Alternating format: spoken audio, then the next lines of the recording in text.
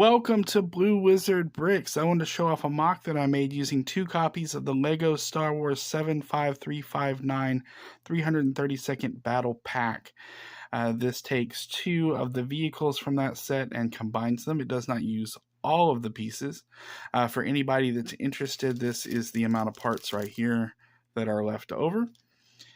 And this whole thing is my creation, except for the engine design. I do have to have an inspiration credit for Dorian Bricktron from Rebrickable with their 332nd Clone Hunter. I did look at that engine and kind of model mine after that, but made some modifications that made it different looking in the end. So yeah, this is it right here in front of you. This is the original vehicle. 2 of these went into making this. And I didn't plan it out or sketch it out ahead of time. I just built it on the fly. It's pretty small, pretty simple, but I'm pretty happy with the way it turned out. It's somewhere in between a speeder and a pod racer. It just kind of organically took on that shape. And I really like the way it turned out. So we have this big central area right here. I'm not really sure what that's supposed to represent. I just like the way it took that shape. I do have the engines mounted here on the sides. Interesting note about the engines is that they can fold up. So my thought was when this is parked, that the engines fold up. And then when you're getting ready to take off, the engines fold out. And then you have some thrust from the stud shooters that I've turned up and down. You can get some upward thrust without some vertical thrust, and then you can move horizontally with your pod racer engines out here on the side.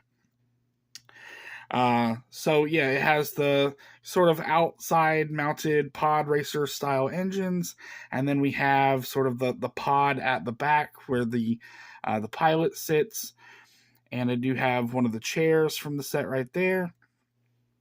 I do have a clip right here for a weapon, a blaster rifle, that kind of thing.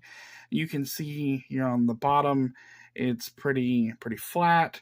I did add a piece right here that extends just a little further down than the rest of the ship, and that's to keep it stable when it's sitting, because otherwise it wanted to kind of wobble.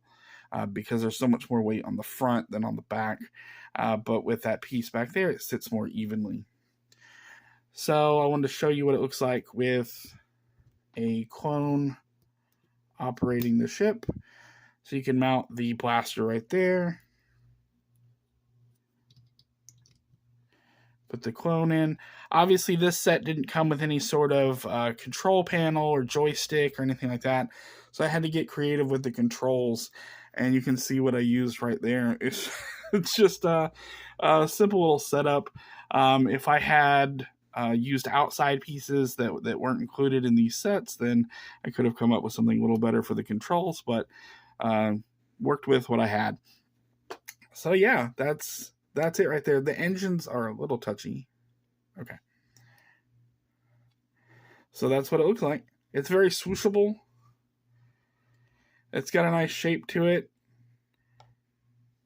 So yeah, that's it for this one.